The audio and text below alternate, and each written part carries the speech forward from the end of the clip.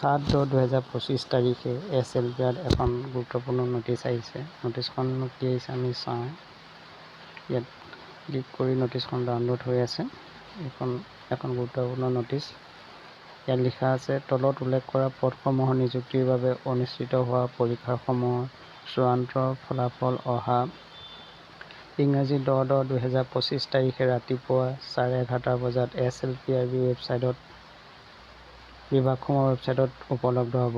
অসম আৰক্ষী উপ-পৰিদৰ্শক UB 144টা পদ, AP আৰু উপ-পৰিদৰ্শক যোগাযোগৰ যিসমূহ পদ আছিল 7টা পদ, অসম কামাণ্ডো বেটেলিয়নৰ বাবে উপ-পৰিদৰ্শক AB 51টা পদ, DG CDN CGH-ৰ অধীনত সহকাৰী উপ-নিয়ন্ত্ৰক অসামৰিক প্ৰতিৰক্ষা কনিষ্টৰ 1টা পদ, যিটো নেকি চিভিল ডিফেন্স, অসম কামাণ্ডো বেটেলিয়নৰ বাবে কনিষ্টবল AB 164টা পদ আৰু অসম আৰক্ষী যিসমূহ 4th গ্ৰেড পোষ্ট আছিল সেই পদসমূহ ৰান্ধনীৰ 26টা পদ, নাপিত 12টা, ৱাটাৰ কেৰিয়াৰ 3টা, ধোবা 11টা আৰু মুচি 2টা পদ।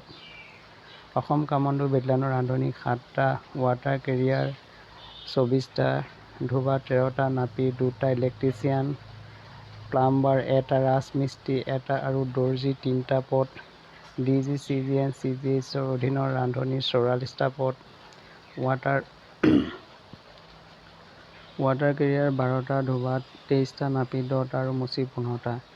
অসম আৰক্ষী চাফাই কৰ্মচাৰী 30টা পদ, অসম কামাণ্ডো বেটেলিয়ন চাফাই কৰ্মচাৰী 2টা পদ, কাৰাগাৰ বিভাগত চাফাই কৰ্মচাৰী 2টা পদ আৰু ফৰেনচিক বিজ্ঞান সঞ্চালক ছুইপাৰ পদ 3টা। অগ্নি আৰু আপাতকালীন সেৱাৰ SD আৰু SDRFৰ ৰান্ধনীৰ 10টা পদ। এই পদসমূহ অহা 10/10/2025 তাৰিখে 11:30 বজাত ৱেবছাইটত মুকলি কৰা হ'ব। আৰু এটা গুৰুত্বপূৰ্ণ কথা তলত উল্লেখ কৰিছে, অসম আৰক্ষী কনিষ্টবল AB আৰু UBৰ অন্যান্য বিভাগৰ সমতুল্য পদৰ চূড়ান্ত ফলাফল অতি সোনকালে তেওঁলোকে ৱেবছাইটত মুকলি কৰিব। সেয়েহে এইখন এখন গুৰুত্বপূৰ্ণ নটিচ।